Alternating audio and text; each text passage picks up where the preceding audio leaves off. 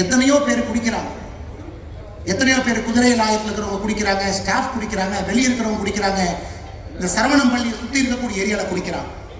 உன்னுடைய ஒரு சனி ஞாயிறு நீங்கள் அர்ப்பணிப்பீர்களான்னு கேட்டாங்க. நான் சொன்னேன், சார் திங்கள் செவ்வாய் புதன் வியாழன் வெள்ளி ட்ரைனிங், கடுமையான ட்ரைனிங். எனக்கு ஓய்வு கிடைப்பதே சனிக்கிழமை ஞாயிற்றுக்கிழமை தான்.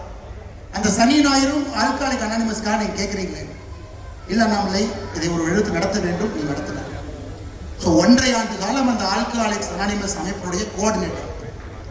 யாரெல்லாம் குடிக்கிறாங்களோ போய் தொலைவேன், பார் பக்கத்தில் நிற்பேன். அடிக்கடி குடிக்கிறவங்களை பார்த்தாலே தெரியும், போய் பேசுவானே எப்படி இருக்கிறீங்க அப்படின்னு. வாங்க, இந்த மாதிரி நம்ம என்பி அகாடமிக்குள்ள ஞாயிற்றுக்கிழமை சாயந்தரம் 6 மணிக்கு எல்லாரும் உட்காந்து பேசுவோம். அப்போ தான் எனக்கு தெரிஞ்சது, இந்த ஆல்கஹாலிக் அனானிமஸ்ல ஒரு அமெரிக்காவிலிருந்து ஆரம்பிக்கப்பட்ட இது போன்ற ஒரு இயக்கம் 50 ஆண்டுகளுக்கு முன்பு. யாரெல்லாம் குடிக்கிறாங்களோ 30 பேர் உட்காந்து நான் ஏன் குடிச்சேன்னு ஒருத்தர் பேசுவாங்க. அதை கேட்டால் உங்களுக்கே குடிக்கலான்னு தோணும். அதை நான் 2 மணி நேரம் கேட்கணும்.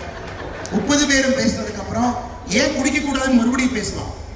இதை தாட்டை ஷேர் பண்ணி 1 வாரம் 2 வாரம் 3 வாரம் 4வது வாரம் 5வது வாரம் அவங்க அப்படியே கதறி அழுவாங்க, பிரேக் டவுன்.